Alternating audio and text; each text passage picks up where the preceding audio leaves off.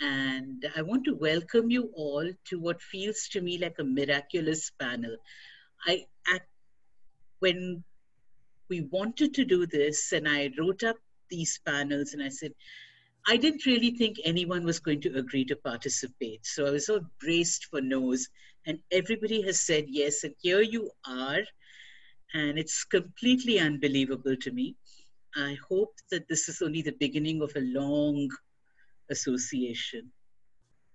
Uh, Today's topic comes from me personally because I think, notwithstanding the climate of UN skepticism that I've grown up in, I've continued to be a UN believer my whole life.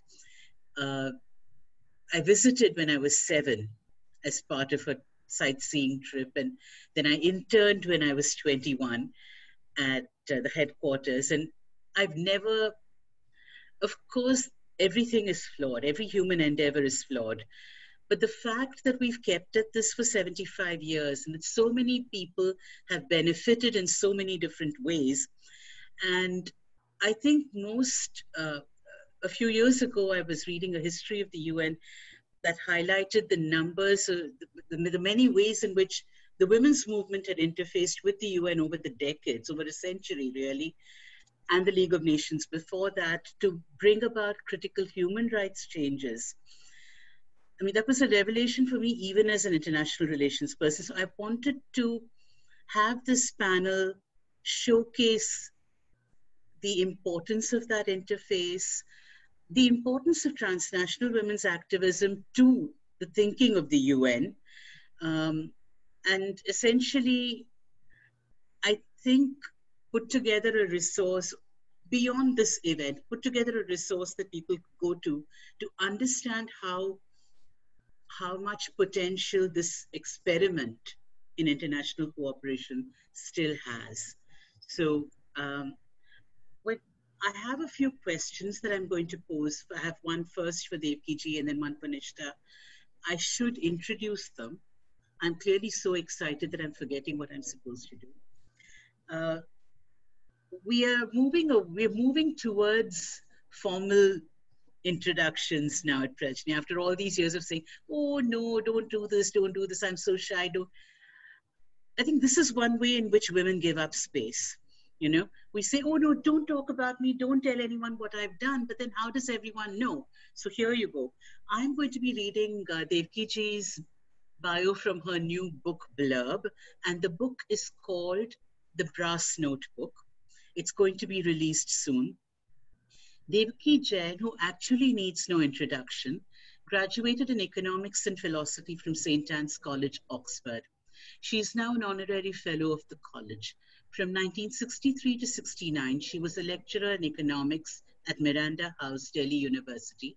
She moved on from teaching to full-time research and publication as the director of the Institute of Social Studies Trust. Over the course of her career, Devaki Jain founded a wide range of institutions, such as the Development Alternatives for Women for a New Era, DAWN, a third world network of women social scientists. She has been a member of several policy-making bodies in India and abroad, including the State Planning Board of Karnataka, the Advisory Committee for UNDP Human Development Report on Poverty in 1997, and the Eminent Persons Group associated with the Grasa Machel Committee of the UN on the impact of children in armed conflict.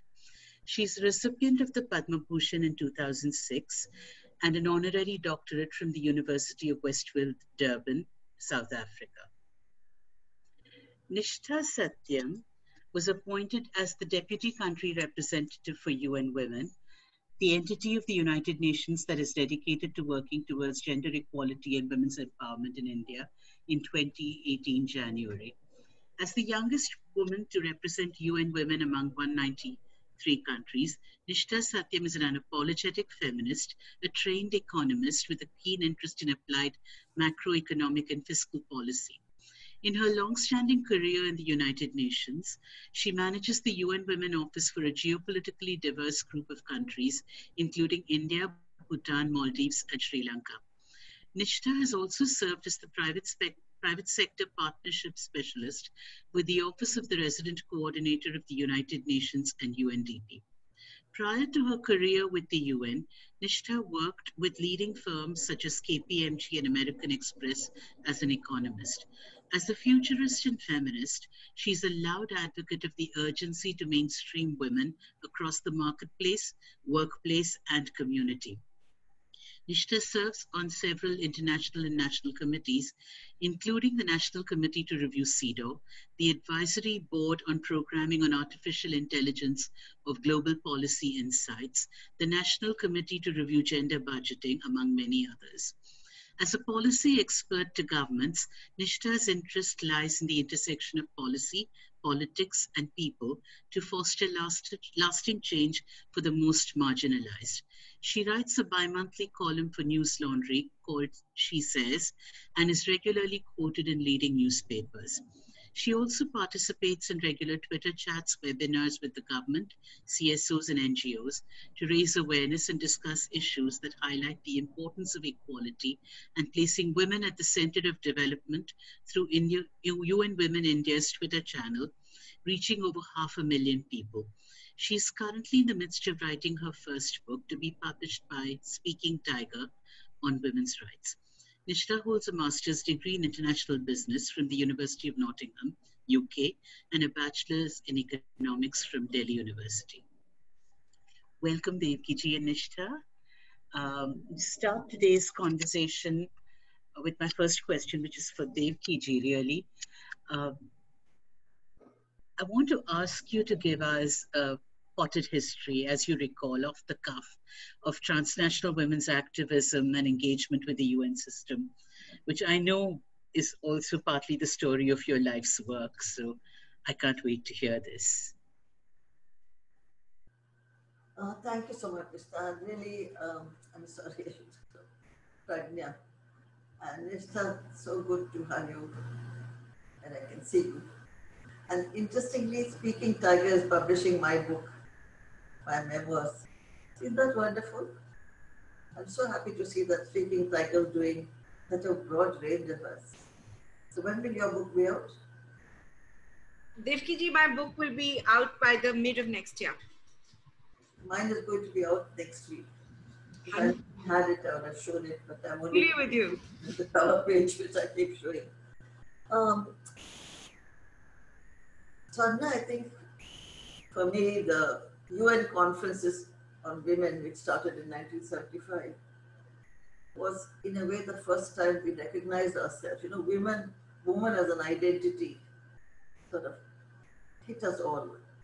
Now, of course, when I say woman as an identity, we did not have that much of brain or imagination to know that we have the LGBTQ group, so we can't only identify women.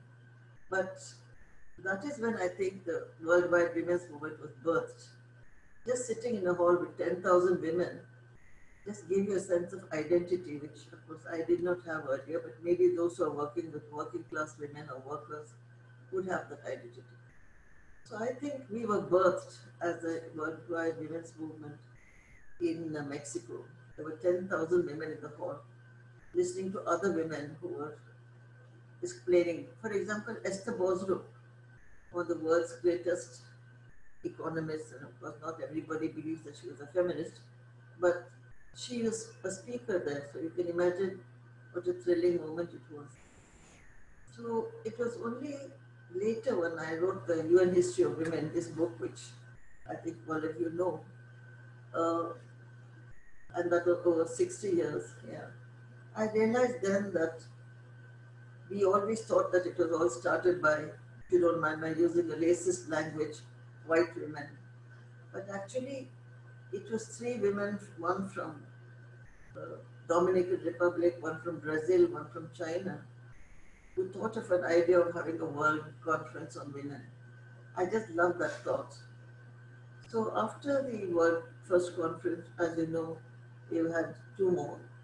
But the one that is often not remembered is the one in Copenhagen in 1980. For me, it was a landmark because that is where I got the idea that we women from the South countries, former colonies, should form ourselves into some kind of club. and reconstruct all the theorems, all the headlines, all the concepts that were being given by the UN, largely influenced, if you don't mind my saying so, by women from the North. They were the funders. They created spaces for us. So I don't complain that they created the agenda also for us. I'll give you a personal example because I'm sure many of you knew of Veena Shatrugnam, who was the director of the National Theatre. She was there in Copenhagen. Copenhagen was in 1980, for those of you who don't know. And we both sat in this meeting and I felt uncomfortable and so did she, so we both walked out. When we walked out, we said, this can't go on. That is, if you don't mind using racist language, it's only white women who are telling us who we are and what we should do. So that's when the first spark came that we need to organize ourselves to articulate our macro situation, our political situation, and then who we are as women and what we can do. And that's in a way in my view. PJ, can you come a little closer to the mic? Me? Yeah, some of us are having trouble hearing you clearly. That's when the idea of founding a South-South network, which is called Dawn, emerged in my mind. It's there. The starting point was Copenhagen in that moment. So that's why I think those meetings were very important. I mean, Mexico was important because it gave us women as an identity. Copenhagen because it gave, by that time, the women from the ex-colonies had begun to open their eyes. So we could, and by the time we came to Nairobi, as you know, Dawn was born and we were mesmerized everybody and we made ourselves into the flag for what is called Third World Women, a word I never liked, but women from the South. Does that satisfy your first question?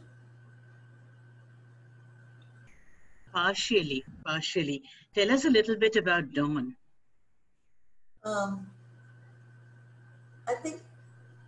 hope you don't mind. My reading of that history may not always match with many other readings of that history. It has become such a well-known network that there are many voices.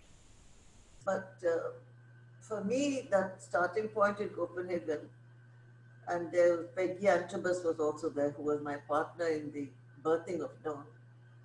And we thought we should really pull ourselves together. And I was very fortunate. Women in the OECD DAC, that was the European Center for funding. All these Swedish, Norwegian, Danish women met every year in Paris at the OECD. And they were thinking what to do when we go to Nairobi. I knew some of them because they were funding ISST, the organization with which I worked. So they said, they called me to give a meeting, to give a speech at their brainstorming session, brainstorming towards going to Nairobi. There I gave a paper which is called Development Alternatives with Women for a New Era, which became the name of it. And I argued that all the North-South grants that we were getting were actually hostile to what really we needed. That women were not recognized, for example, in Africa as farmers. So we wanted to upside down their approach to us. I mean, I can tell you some crazy examples of how the misreading of funding of what we were like. The USAID wanted to teach women nutrition, and women in Africa and India were actually farmers. They were plowing, weeding. So these mismatches we wanted to correct. And then we had a first meeting in Bangalore in my house, where I invited 5 women from 5 continents, and we bashed together the idea of another way of looking at ourselves. So that was the Bangalore birth, I would say. Yeah, it's wonderful to hear of an international network that was born in South India. Thank you. Nishtha, as the other element setting the context for this conversation today, I'd like to invite you to give us a sort of quick mapping of the architecture in the UN for promoting gender equality, because I know it's not just UN Women, although that's obviously central. So.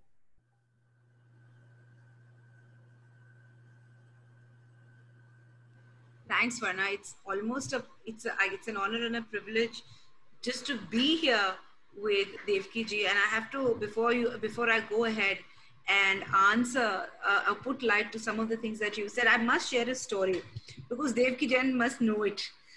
When I was very little, almost maybe 8 or 9, my father used to study in Massachusetts, and we went for a tour of New York.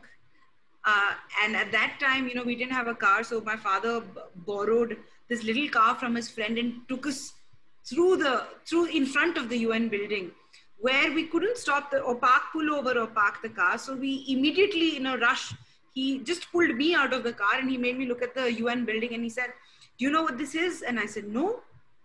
And he said, "Do you like the building?" I said, "Yes." And he said, "Well, this is the UN, and you must aspire to serve global goals." And the next thing he said has been in my mind forever. And he said, "And do you know a Tamil speaker?" Because I'm from a Tamilian family. So he said, "Do you know a Tamil speaking woman is leading the charge for women's rights in the global discourse?" And he was referring to Devki ji. And so today for me, my life has come full circle, really. With this conversation, it's not a small moment. It's an extremely, it's extremely big moment. In fact, I immediately, when we came, I asked one of our people at home to take a picture so that I could send it to my father. This is how I'm trying to still build credibility with him. But Devki ji, you've been a part of my growing up. You've been the aspiration of women from that part of course, of the country and the rest of the country, but you were an aspiration and a role model and a name that was quoted to many little girls who wanted to fight for the rights of others and the rights of women in general. So thank you for your life. Thank you for everything you did. Thank you for being Tamilian. Otherwise, I think my father would have not taken that example. But thank you so much for everything that you have done. And we rest on your shoulders today because a lot of people that are who fall in my age bracket have had a much easy start, a much more comfortable start, a conversation that we didn't have to start from back then, purely because people like you and Swarna and a lot of others I see on this call gave really their lives.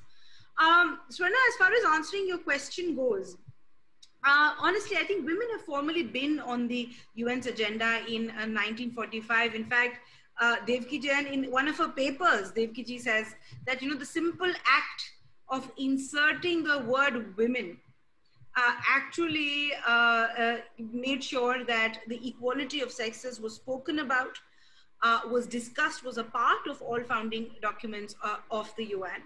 To me, really, in addition to the conferences that Devki ji kind of laid out in front of us, both in terms of history and chronology, I think the establishment of the first global institution, the Commission on the Status of Women, which was mandated to make recommendations on urgent problems, was really the big leapfrog step that the world took through the UN on ensuring that women were center staged in spaces.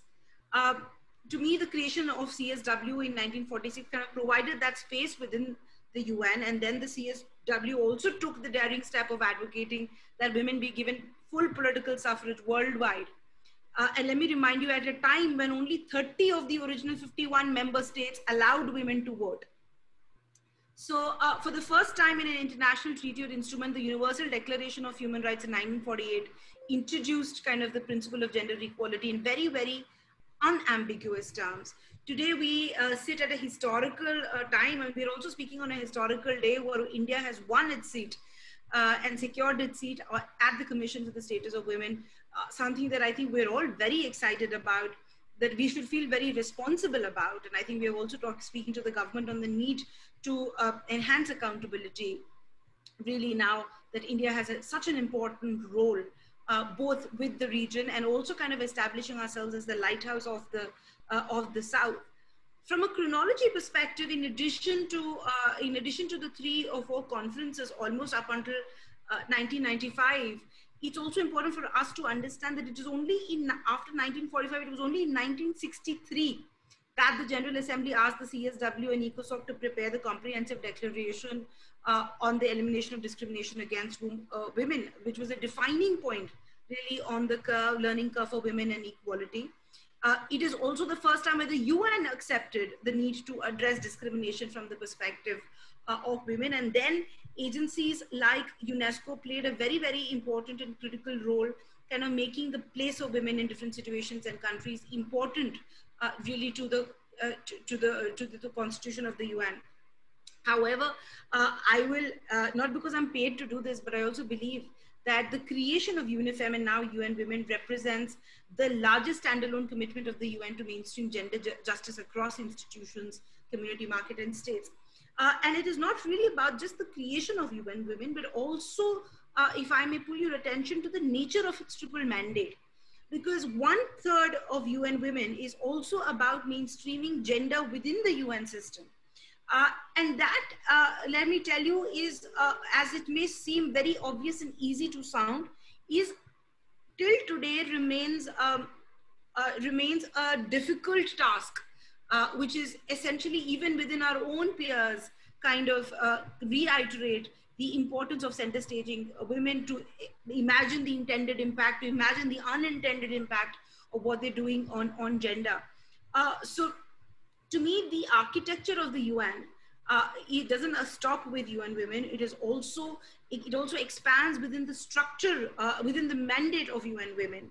And of course, within the UN, we also have very strong gender chapters within the 3 organs of the UN today. If you actually see, and I'm very, very proud to share, Swarna, that India is also one of the countries that has agreed to fund the female militaries, the female officers military, the female military officers course, which is really ensuring that UN peacekeeping is also gender responsive. So as much as I think, for a younger feminist, I think we may not have, as the UN, made the kind of progress that I would have wanted to see. But 2-3 things for sure. One, the robust architecture that the UN has as counterchecks to really mainstream gender. 2, the mandate of UN Women itself and the tools that one has in hand. And 3, of course, the fact that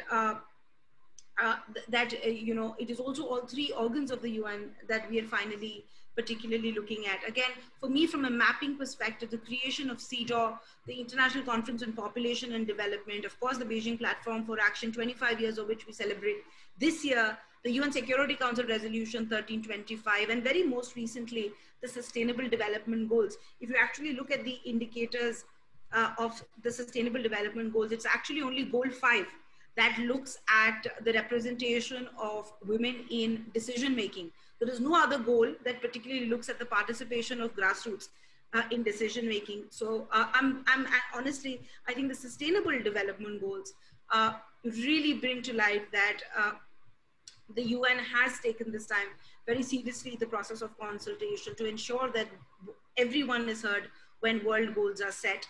And to me, this year is a milestone because, you know, this is the 5th year of reporting on the SDGs. It is 10 years of the creation of UN Women. It is 25 years to the Beijing Platform for Action. It's 10 years to the Security Council Resolution 1325. So a confluence really of anniversaries, which may sound symbolic, but again, a confluence of reminders on what we set the agenda for. So I'm really glad to be having a conversation this year at this time, and more so today, given what we have in news. I hope I answered your question partially, if not fully.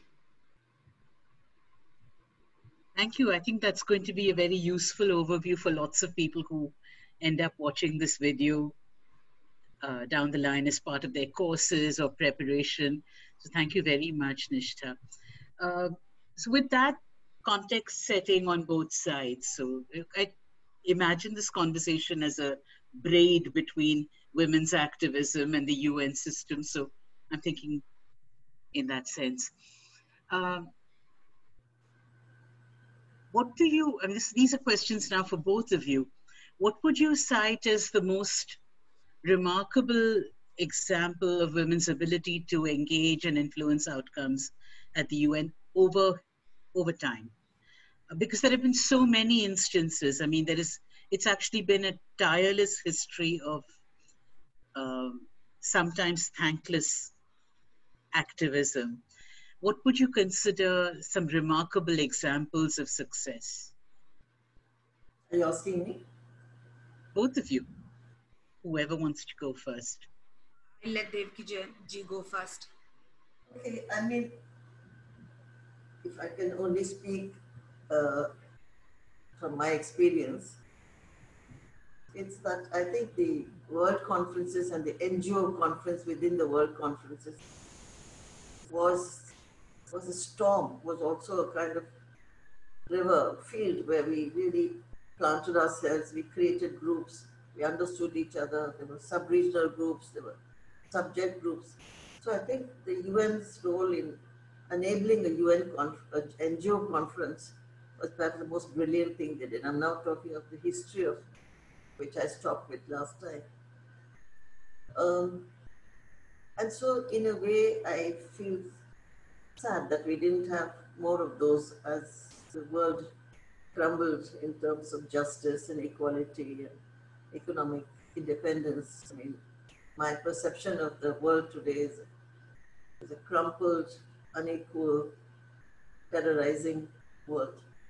So we could not at all participate anymore in giving our voice and our strength when this is happening to the globe, because those world conferences stopped. Now, where you may say, why doesn't the UN agencies, which are in all our countries, provide that? It doesn't.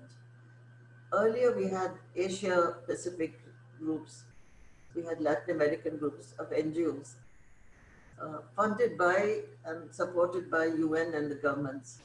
I think those have whittled away or dissolved, partly because the women's movement did not find them sufficiently radical. So we have now self-created networks, self-created conferences, debates, where we learn and decide and try to do things which are for self-strengthening. I mean, all of us. But I don't think that has made it enough. That's where I miss that old-fashioned sense of working together across the world. And though the internet has provided some of that. So in a way, you know, Nishta, what I want to say, I mean, Pragya, what I want to say is very, what shall I say, it's depressing and also very mean. I think the UN has ceased to be relevant to all of us, UN and its agencies, whether it's FAO or UNESCO. It's no more relevant, partly because there is much more life and voice in all our countries, partly because it's no more a situation of international resolutions. I don't only mean UN resolutions, resolving a problem to internationalism. You've seen what's happening all over the world. If internationalism is not able to resolve it, regionalism may be, but I think also vested interests, that is, whether it's the business or women's movement or trade unions, all these parties are the ones that have to knock their heads against each other to make the world a better place, which is, of course, not a good place right now. So that's why it's a very, as I said, a mean thing I wish to say, that the UN should resolve itself. It should stop being something that asks for donations from poor countries and have these wild conferences in New York, which, you know, is a privilege to go to, and a huge bureaucracy. If you only look at the bureaucracy in the UN in New York, you'll want to cry, because that bureaucracy and maintaining it could actually transform a country in Africa completely. The donations and the infrastructure and the salaries. So there was a time, I think it was in the 90s, when a number of people who were formerly international civil servants, people who were senior diplomats, I can't remember their names, wanted to reinvent the UN, that is, break it down and have some other international space. But we couldn't do it. And my cruel and mean explanation for that is that in the UN is the vested interest. Who would want to give up a UN job, tell me? Apart from the salaries, you get permanent health insurance for all your life, then you get huge pensions. So it's something you don't want to lose. So no UN bureaucratic system will agree to dissolving it. And then there was another move before we did the South Commission. We all thought, let's move the UN to Kuala Lumpur or to Uganda, just to get it away from the white-centric space. Whatever you may say, we may all be black and brown in New York, but it's basically a white place. So, but that couldn't work because initially, can you believe it? And the South Commission was born in 1987, and Nyerere and all of us wanted to shift the UN away from New York. What we found was that the kind of communication in those days, in 1987 to 1995, we did not have the kind of internet. So Nyerere was told by the donors, what if you're sitting in Kuala Lumpur, you can't reach out to all of us. You can't fly directly. All the time we had to fly through Paris, London.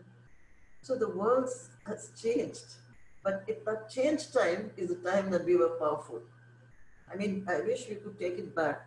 We, I mean, the South countries, the former colonies, were powerful. If we wanted to shift the UN from New York, we could have. If we wanted to get South countries to trade between themselves, which now the BRICS and others are trying to do, we could have. But again, communication was not available to us. Flights were not going, as Nyerere used to point out to me, if you want to come to Tanzania, you have to go through Geneva.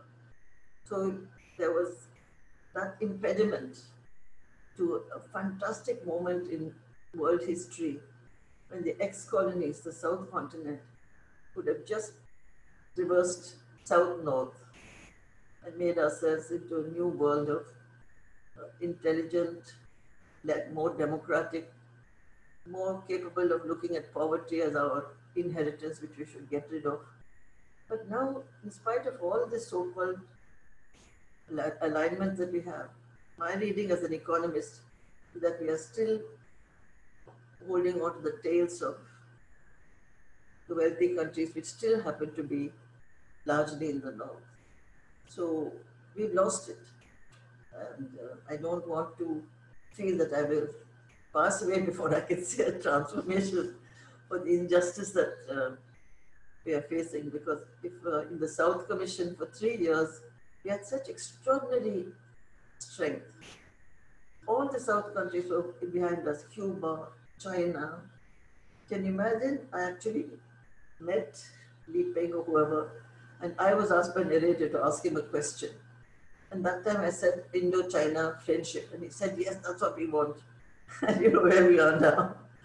So there was idealism like crazy amongst the leaders of the South, really crazy idealism.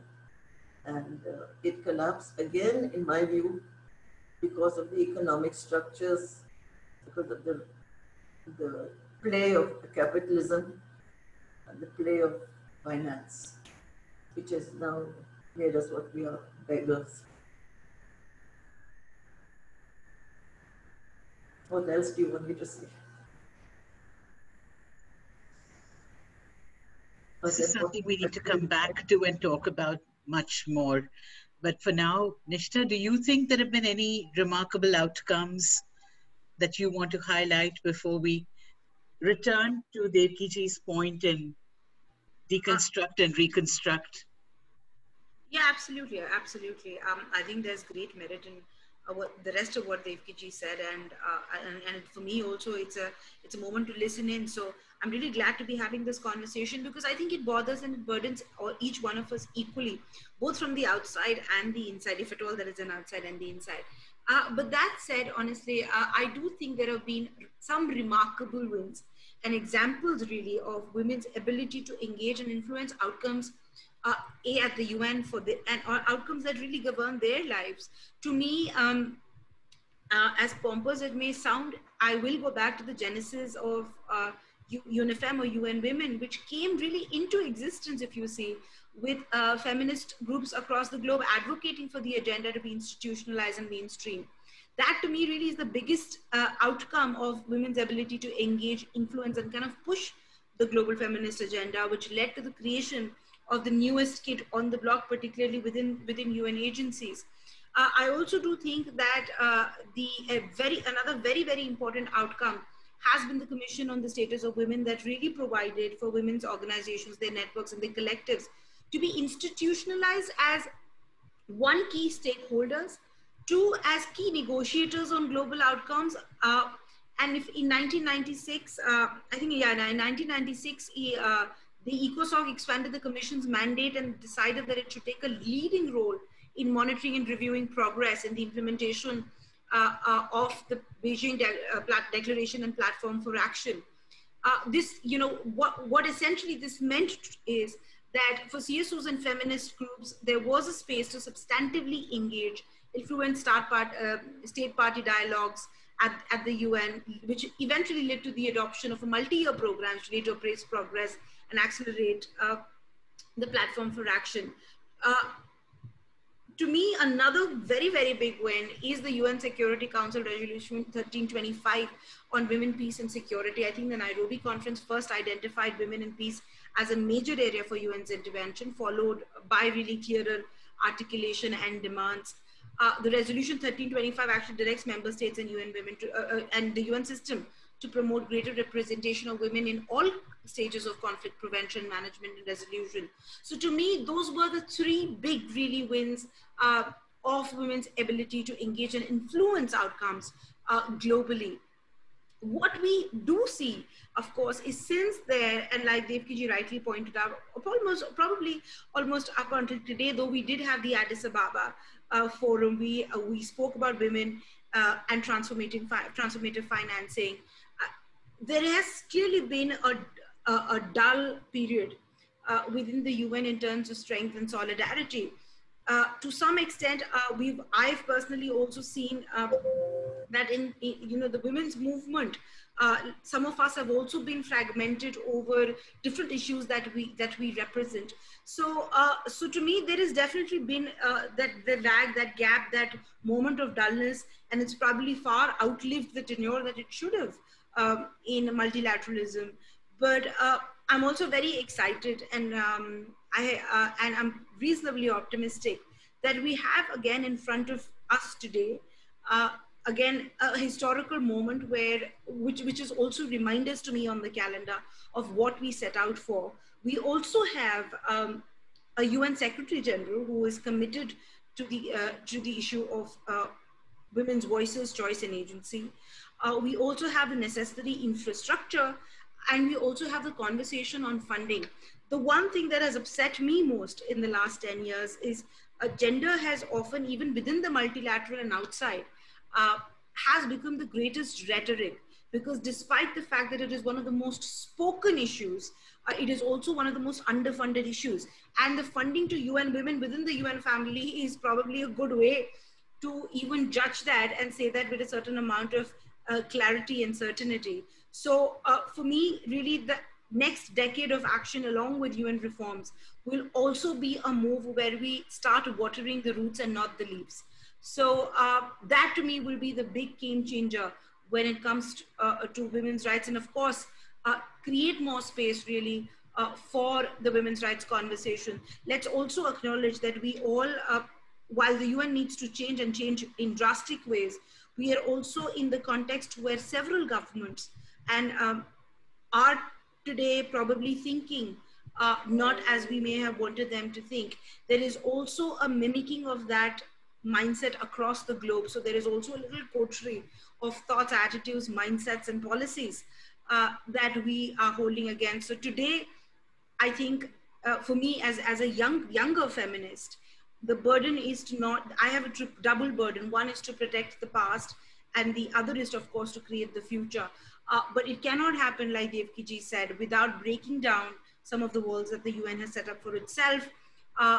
Federalism, regionalism probably will be great tools as we go forward, and we'll need to find a way in UN reform. So I'm going to leave it there, and we can start taking the conversation as we hear more from Devkiji. I hear both of you in some sense you were talking about the same thing, and you are both absolutely right. And somewhere in the middle, uh, and maybe this comes from some diehard optimism on my part, or just a need to be able to fix things with my hands. Uh, Somewhere in the middle is something that is possible from something that has become impossible and something that has not yet happened. So I want to actually go ahead to imagining this potential. I mean, the UN as it is, falsified, overfunded, overstaffed, bureaucratized, uh, let's say the pocket bureau of many vested interests. Yes. And then there is all of the promise that Nishta has highlighted. But somewhere in between is actually the ideal of international cooperation, the ideal of transnational networking and solidarities and working together. So, what is that space in this horrible 2020? You know, where everything is breaking down around us. What is um, that potential that we can find to work with? I sit here in Chennai, which seems to be always very far removed and on its own island of reality, uh, trying to talk about the Beijing platform of action, where Beijing is far away, UN is far away, platform for action seems far away, all of that, but and to a generation that does not have the same, well, let's say, not the immediate inheritor of the same sets of internationalist ideals. Where do you begin? How do you bring this home and make it useful? I'm glad you want to end with something more optimistic or cheerful, and I'll add a few thoughts to put you on your way. Because I'm now so old that I can only ask you to go on your way. No, no, we're taking you with us wherever we go. Yeah, You know, thank you. be warned. Um, I think there is, the internet has provided a wonderful space for global knowledge. I mean, like the way women are sharing knowledge across the world without necessarily having to go to a UN conference is a plus. Before that, we could only learn about each other by going to a women conference or an expert group or something. But now we can learn anything and everything without moving from our table. So I think that's a plus. And many people have commented on the negative aspects of an open internet, but I leave that. We are not going to go into all that. The other is that for me, that from my knowledge, which is not very broad, I'm very excited by what I call the new women's movement, that is the young. Every time in Delhi there's something which requires a voice, a shout, they're there. I mean, if you remember the whole story of the gathering that took place, Chainabad and others, it was the young feminists who opened bookstores and did extraordinary things. And that was resonated again through the networks. I went and visited the Bangalore protest meeting. Bombay, everywhere we had the anti-CAA led by women and pumped in energy by young women. Now, what more can you ask? I mean, that's a phenomenon. We did not need the UN for that. We just have something that's happening. That's something we might like to say as defenders of the UN, that the UN and its agencies gave a couple of environmental and other facilitation, literature, laws, knowledge, which made these young women what they are. One would not like to take that away. That must be something that is happening and happened. So we can leave that at that. And ILO is an agency which has taken deep interest in our worker issues. I applaud the ILO. It has given so many types of labor issues and women labor issues voice and money to get together to write So I'm just giving positive aspects of an international agency and not taking all the time the representative body for the UN, whether it's in ESCAP or in other places in the ECLA, Latin American one, and the ECA in Africa. One story I want to say before we end, I don't know how much time I have, but recently I've been involved. Lots of time. You have lots of time. Actually, my speech at SNDT Meera Desai Memorial Lecture is about the uprising or the rising of the women's movement in Africa. It is something to know, something to feel that African women, feminists, actually have redefined themselves as feminists. And across this continent, which was riven with wars, with killing, with so much terror and, what shall I say, pain, women have come together as a one solid, what shall I say, formation, identity across the 40 countries or 50 countries. And this is what I'm going to speak about SNDT, and someday I'll send it to you. Let me have this for you. But that again is a hope-giving sign. And unfortunately, Latin America, which for me was a leader in regional formations and regional voice and regional interest in intellectual points, which were very important. Do you know the first meeting on data was in Latin America? It was called Women's Participation Measured in Latin America, Women in the Labor Force in Latin America. That was in 1974. When I went there, I met Maria Anjali Savane, who had come from Africa. So there I was from India, she was from Africa, and there were these Latin American women splitting open data to find out women's participation in their own region. There was a regional conference in Latin America, which stunned me.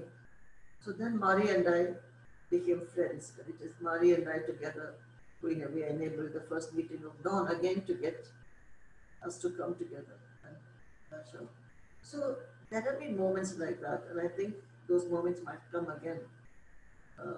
If we have so much pain in what is happening around us, that maybe women's networks, especially young women, without necessarily saying I'm doing so and so, will be the, I don't like to say fist, I don't want to say pataka, but maybe the kind of crackers we had which blew up like fountains, and help us to transform some of the very severe injustices that are taking place, including what has happened just the other day in India when we arrest people who have been fighting for the rights of others.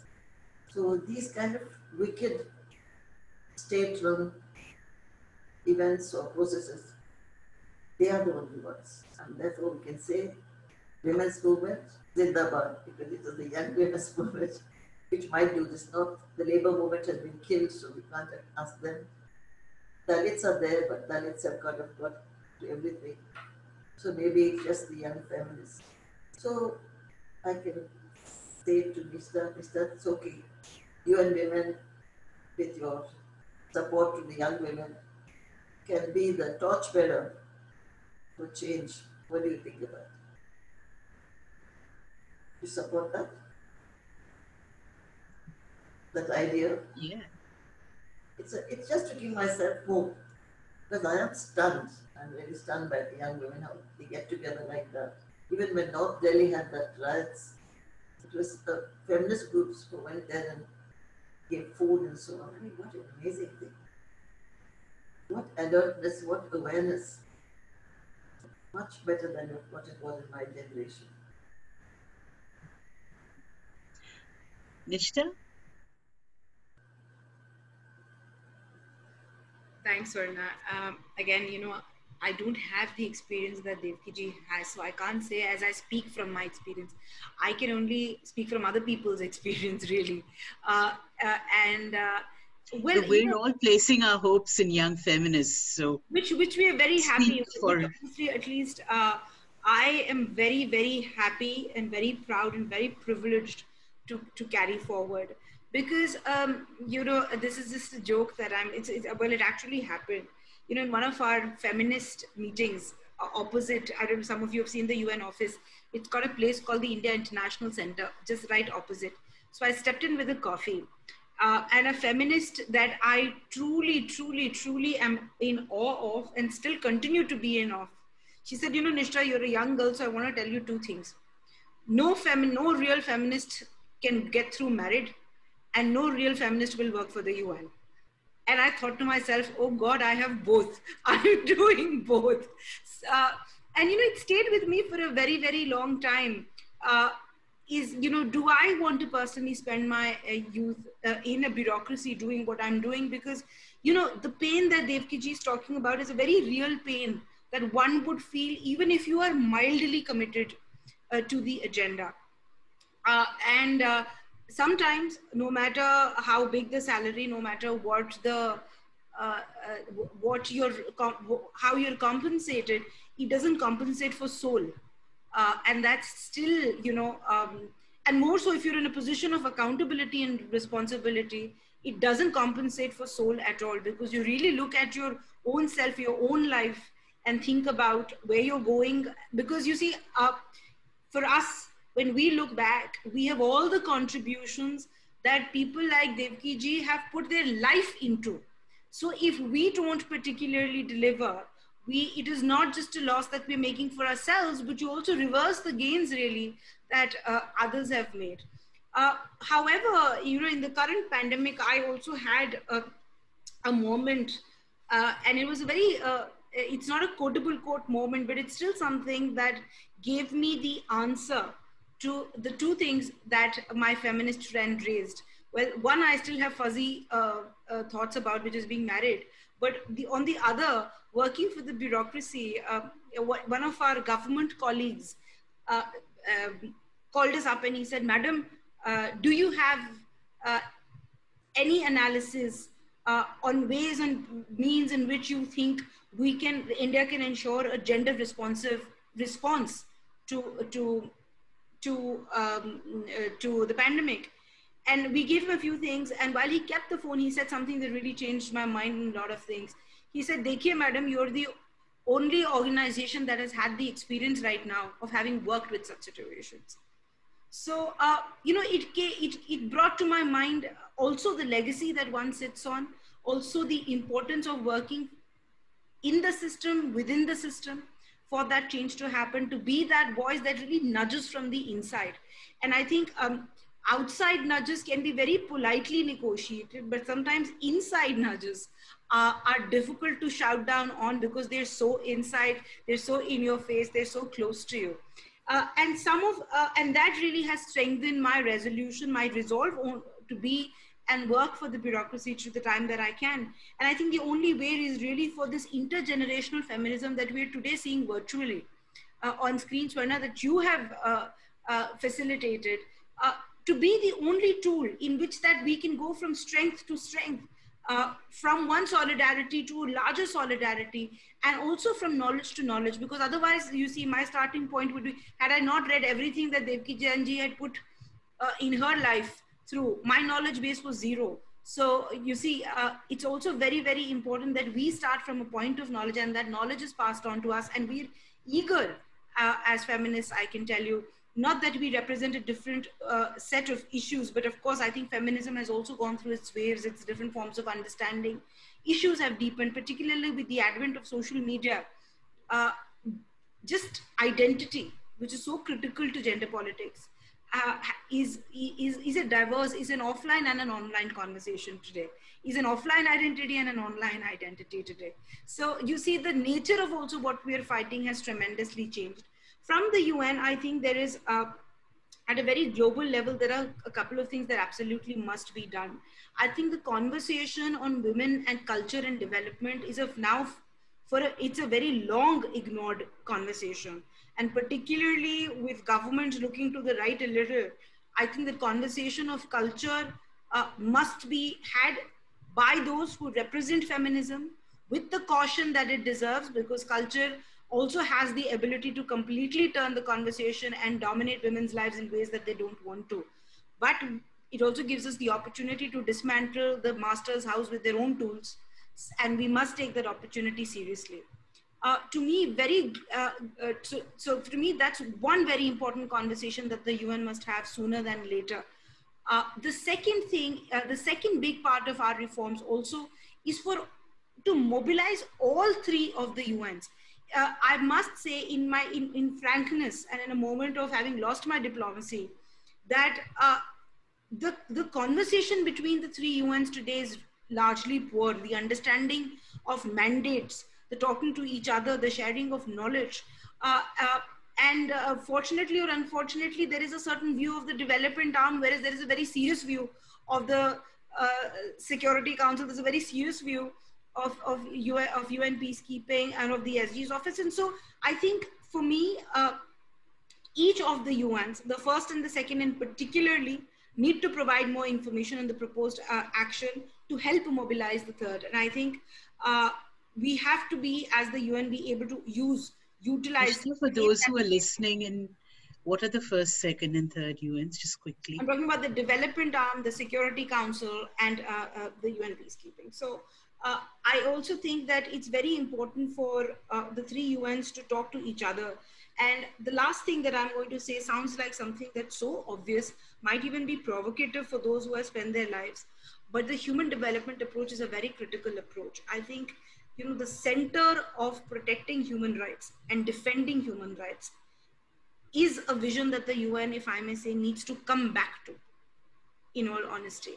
I'm really glad that even as we speak, UN Women is one of the agencies that actually has a policy for defending women human right defenders, for protecting women human right defenders.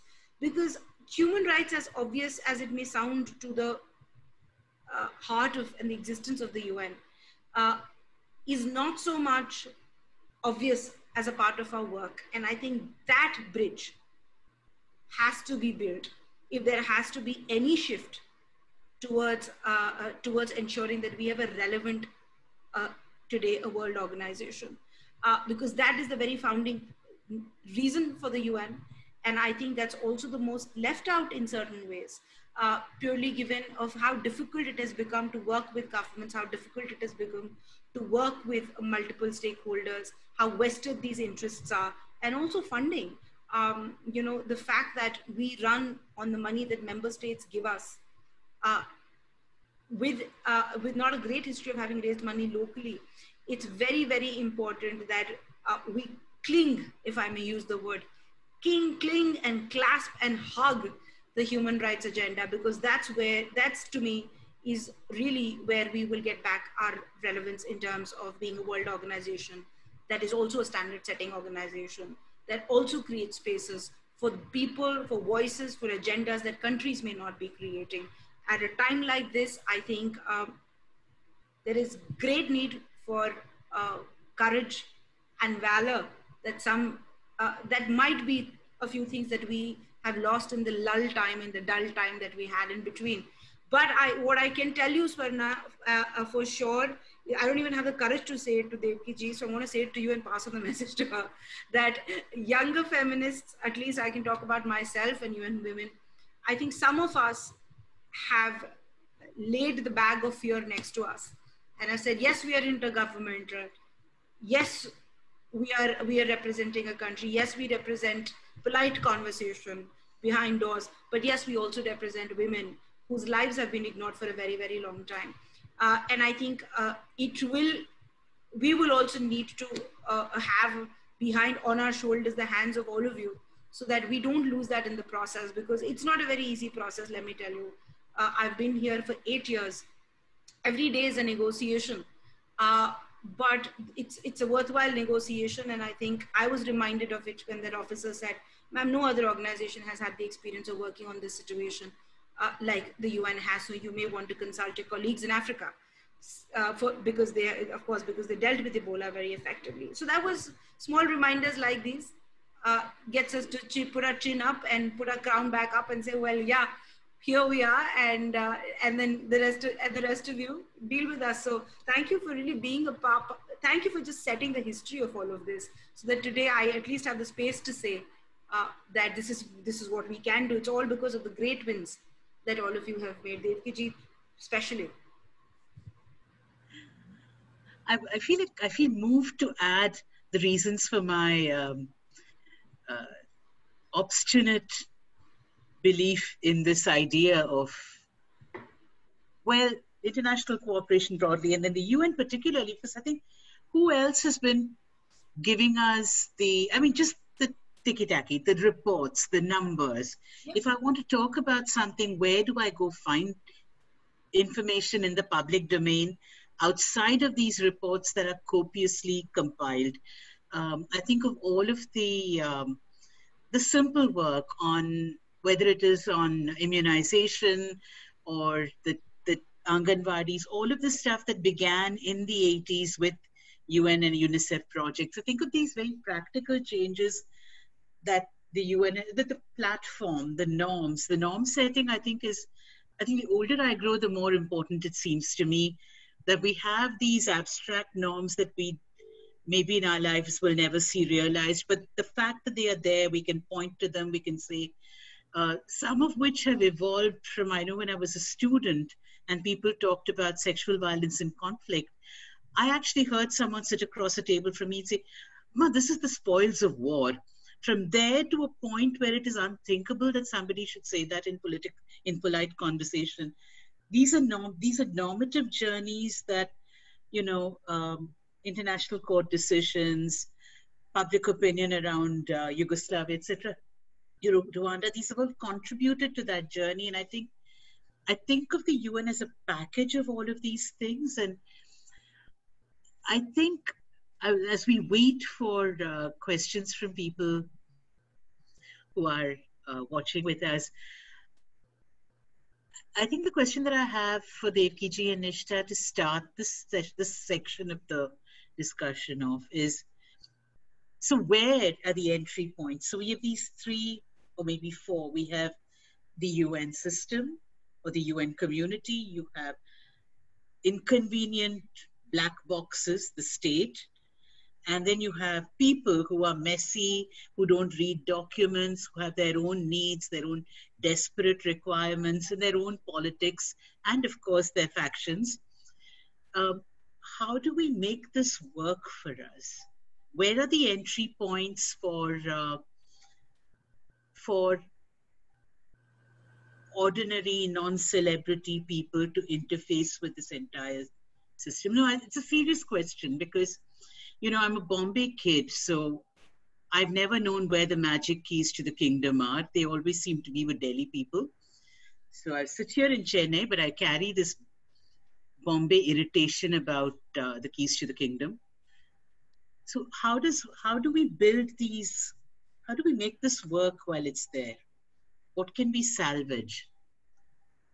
I mean, I say salvage because of Devkiji's rounding dismissal of the UN as it now is. I admire you for continuing with the passion, and I don't want to pour any water over it. It might be a flame that will catch fire with other groups and people.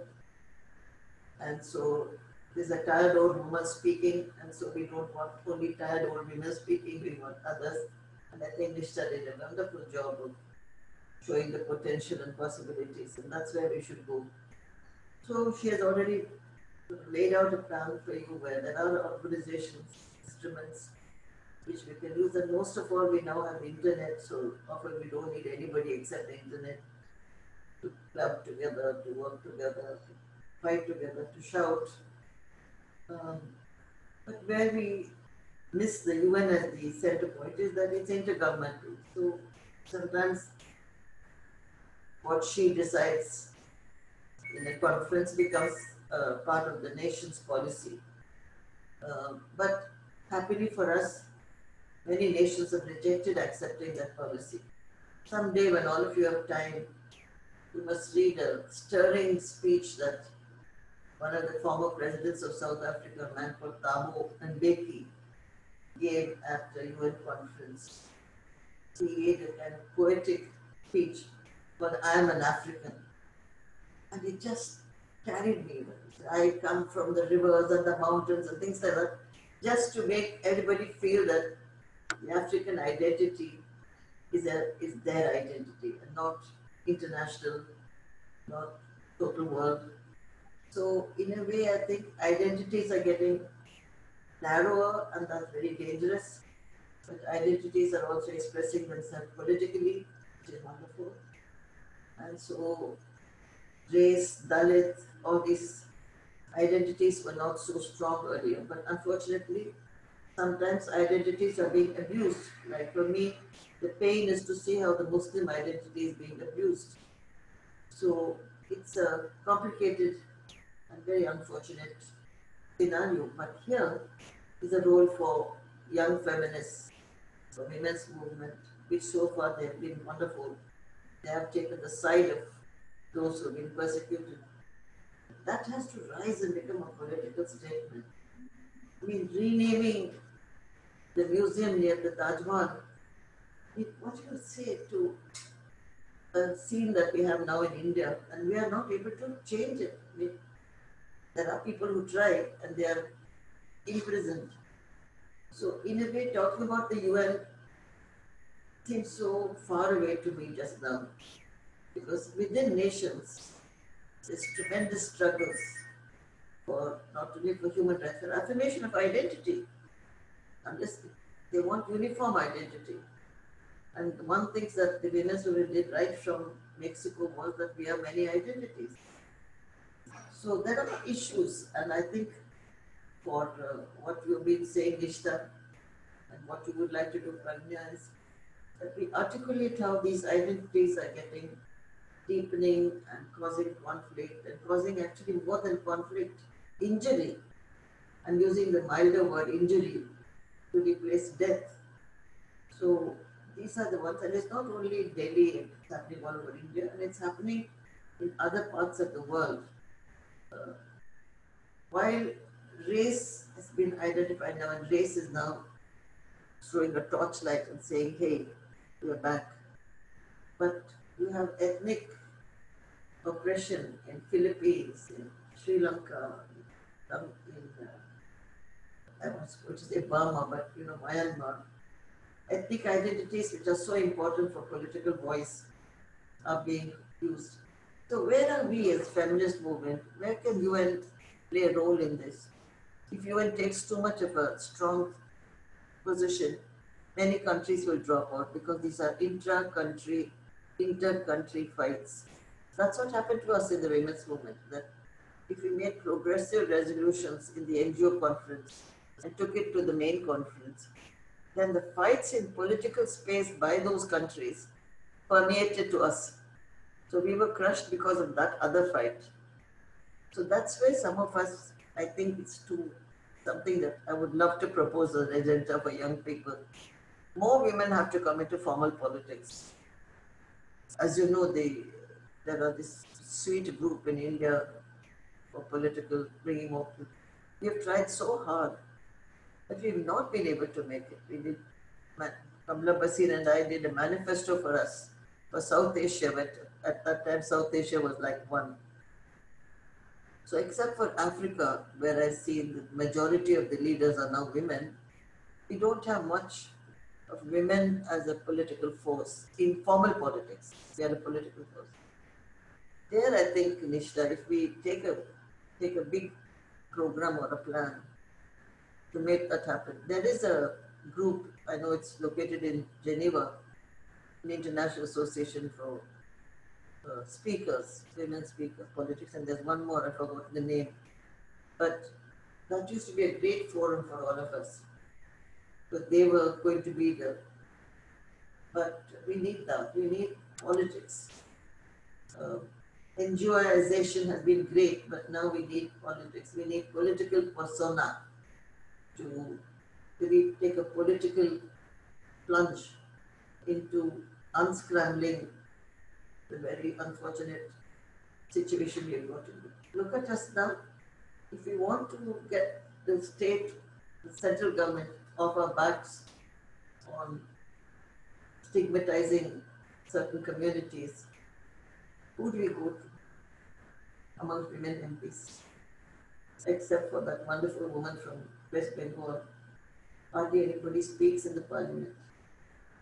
So there is a need to, for us to look at. When I was in Karnataka, we thought that the Panchayati Raj women, because there's such a leading, amazing numbers of women elected to Panchayat. The Panchayat associations which we even formed in South, we had a South India elected women's association. But we could not get them into the other space where they could make a dot or an impression on national politics, even though they were huge in numbers. So these are some of the challenges that maybe UN Women, Pratnya and others put their heads together for India and South Asia, at least for India, and then build political strength amongst women in order to be a political role or a political factor. But with feminist underpinnings, not the underpinnings that we see even amongst women leaders in India now. I won't name them, lest I'm arrested tomorrow for naming them. So we have some other things to negotiate, I think, more than things like, I'll tell you one example, there is time, which I'm raising a controversial issue which most people would not agree with me. But when the UN took care economy, I mean the UN Women's section in New York, as one of the themes for one of the world conferences, I was very upset. I said, why are you looking at what we call housework, which is a caring, when the women's economic participation and economic wage and all those were formal economy, though this is a very important thing, but for developing countries, women vendors in Liberia, women vendors in Ahmedabad, they are the ones that are struggling for both wage and for recognition. So I said, why don't you go into the fact that we have to cook, clean and wash as the issue for the whole world to hold on to. Then my cruel political mind said this is because it's an issue for the North, for the white countries, the lack of domestic labor, housework is a big issue. But for us, is it as big an issue as the unemployed, unrecognized workers, women workers in the economy? So this contrast is what makes one feel so affirmative about belonging to these old developing countries, as they were called, and somehow animus to decisions taken in New York. Suppose if the UN's head office was located in Bangalore, or Madras, Chennai, would we allow that to become the global theme by the women's, by UNIFEM or UN Women in New York? This is just a question I'm asking you, because I've never asked it publicly, because I don't want to destroy or say something hostile to any woman-led institution as a part of my ethic. But I'd be interested to hear you.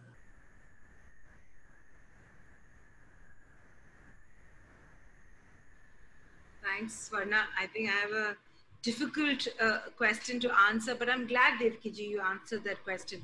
Because, there are two things, and I'm going to add to a question that you asked. But before I do that, Swarna, I'm sure you saw me nodding vehemently to what Devkiji said. I absolutely agree that if there is one magic pill that is going to set the agenda right, it is going to be women in the parliament. It is going to be women in politics. There is absolutely nothing else. We can do everything we can. We can have all the conversations we can, but if we don't have more women in the parliament speaking sense, speaking for women, representing the multiple identities of women and those and other disadvantaged groups, I don't think we're going to be making progress. Now, I'll be honest. Before UN Women, was keenly interested in politics, and the struggles haven't changed. You see, today, everybody says, "Aao, mahila wing mein chale jao," and again, I think we have to keep saying that we want to be in mainstream politics. The funding to do that, the funding to fight elections, the ability to raise that money. And today, I think with the union, with the central elections now showcasing that as many women voted as men, you also see that not that doesn't necessarily mean that women vote for women, but at least women vote for their issues. And I think that should be a that's a big trigger for women to take the plunge. I'm also saying this to myself, while I'm saying this to everybody else. I truly think that the one magic pill is going to be women in politics. We need fierce, we need bold, we need truthful, and we also need women who know the ground and what they're talking about. I'm totally on that call, Devkiji. In fact, we've been trying to put together a program on women in politics, because India has a great story of grassroots politics and a terrible story of representation at the parliament. The only two states that we were able to get a legislation passed was Odisha and Karnataka, and particularly irrespective of anything else, I'd again like to take this opportunity to congratulate the chief ministers who actually sent a letter to UN Women saying, in cognizance of the wonderful work done on the ground on local grassroots, we are ensuring that there are going to be more women through legislation at the state assembly level. So to create that linearity, Swarna, really between our grassroots wins, but I completely agree. Women in politics is the only magic pill. There's nothing else, and there is no other way of getting there as soon as fast as this is going to get us. Devkiji, I do think UN Women should locate to Chennai. That is also because I come from there and I would love to go back to my city. But in a serious conversation, I think everybody in the UN should take note of growing decentralization. The country is taking great, and also it's decentralization is a force that we may choose to reconcile and not reconcile with at the UN, but it is a force that stands to stay. One big change, and the two big changes that I'd also like to see. Also, the only difference is that the only difficulty really is that any intergovernmental organization also has to be close to the seat of the government to be able to appear on their agendas, because that's where the change we want to make is really. We have, I think, for long dabbled with being a grassroots organization and versus an intergovernmental agency. And honestly, for the first few years, for just me, myself, and I was from the Indian Administrative Services before I joined the UN, much before I did the private sector in between. So for me too, it was an identity crisis. I didn't know whether I was whether I was civil society or I was intergovernmental or I was private sector. It took me some time to understand what it meant to be intergovernmental, that is representative of the voices at the grassroots, and that doesn't leave them out. So it's a confusion that I have lived with for many years. That part of me still negotiates with that, still looks down upon some of that. And a part of me enjoys it because that's where change comes from. So the only logistical compulsion that we have really, Devkiji, is to be close to the seat of the government where policies are made, but that is often at the cost of not being close to governments, though we have people embedded in state government across all the states we work, but it's not headquartered there. So again, it's a trade-off that we, between representation, really, that we choose to, and we still probably, some of us believe in the trickle down, so we choose to be in Delhi, but I completely agree, there is a need to look all around us. It is also something that you will see from the UN's work.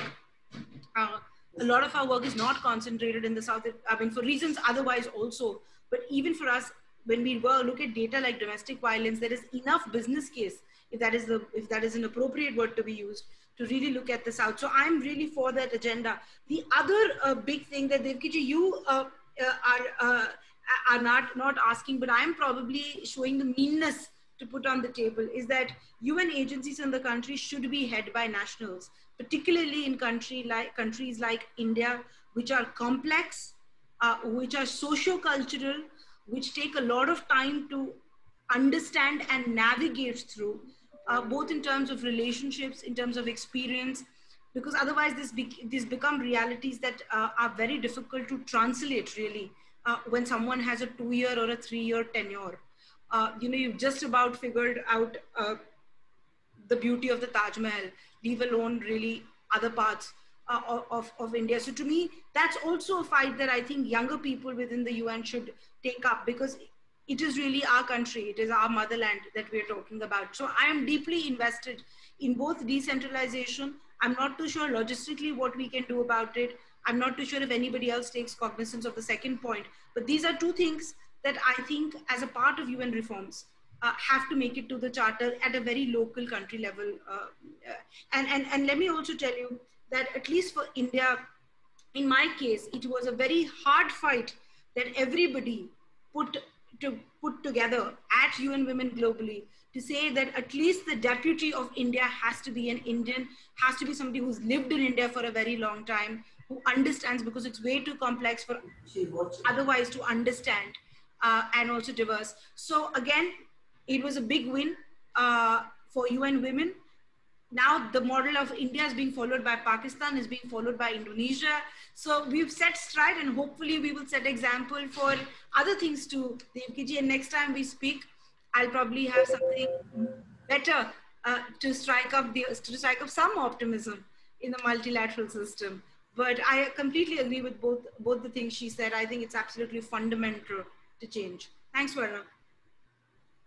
Actually, I think what you said vividly brings together exactly what the challenge of the UN is. It's the heart that belongs to the social sector and the grassroots, a body that belongs somehow to the state and statist bureaucracies, and everything else somewhere in between. So really, to whom does the UN belong? By its charter, it belongs to states. By the impulse of people who work at the UN, it probably belongs to universities and NGOs and movements. So it's really, it's a push-pull within that I think actually that we should exploit, especially for things like raising political participation, because these are the things that the UN is good at, are things that people think are harmless and safe. And potentially women getting into parliament is harmless and safe. I mean, they might have also said that about better women's health and better women's nutrition and so on. So I think we can kind of find those spaces and work together, drawing on multiple energies. I'm actually going to, I don't see any other questions or comments. There are some people, as people have left, they've left messages here. And I will take a second to read them out. Nalini Nayak wrote at 3:53, although I'm enjoying this session, I'm sorry I have to leave as I have another meeting.